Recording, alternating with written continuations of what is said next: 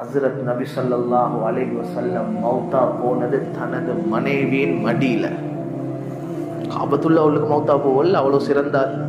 சுஜூத்ல மௌத்தா போவல்ல. நாங்கெல்லாம் நல்ல மௌத்துன்னு எதை நினைக்கிறேன்?